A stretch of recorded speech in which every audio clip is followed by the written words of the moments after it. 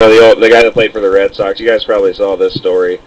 Who I think in a World Series in a Game 6 let a ground ball go right through his legs, and then it became he was like it was kind of like a Steve Bartman situation, except he was an actual player.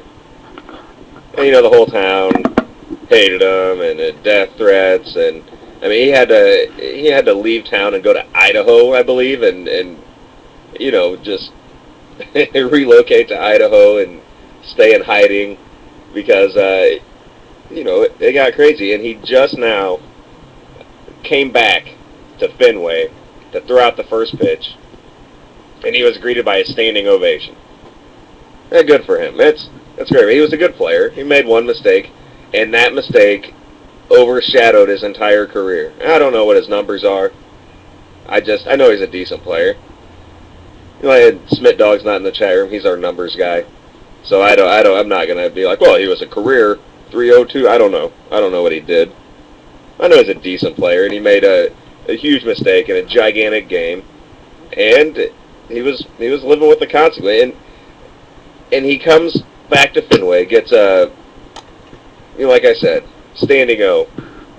He's a big area. He's on TV right now, but he comes out and he's doing a press conference and he's saying, it's not really the fans I was upset. I really had to forgive the media. Really, it took me a while, but I had to forgive the media. Not really the fans that I'm upset with, or that I was upset with. It's the media. Oh my God! Is it just me? I think the media gets. I think they get too much of the blame. I think too many people blame the media for things when they're just reporting the news. Now, granted, some media types like to stir it up and only hunt for the negative and things like that. But at the same time, don't give them negative material to talk about, and you'll be fine. Oh, it says they just cover what people want to see. Hey, that's 100% true. If we didn't buy it, you know what I mean? If we didn't buy these tabloids with crotch shots of girls getting out, of celebrities getting out of cars, if we didn't buy these tabloids, those pictures wouldn't fetch $1 million to whoever took it. And it's what we want to read about. It's what we want to see. We want to see people crumbling and collapsing. But still, media just gets too much of the blame. Well, and then the media spins it like, and you people in the media. Well, there's certain people, there's certain celebrities that don't have anything negative to say about the media because they're not doing anything wrong, and the media isn't reporting on them. I mean, it's not like they report negative on everybody. It's people that are doing stupid things and with the whole world watching. Now, in Bill Buckner's situation, obviously he made a mistake. He's an athlete. One error in a huge game. And here's what gets me. How can you blame the media? Like, what are they going to do? Ignore that? I mean, that was a gigantic part of baseball history. It really was. But like it or not, it really was. It just so happened that a guy happened to make that mistake. You can't not report on that. And you can't blame the media for bringing it back up.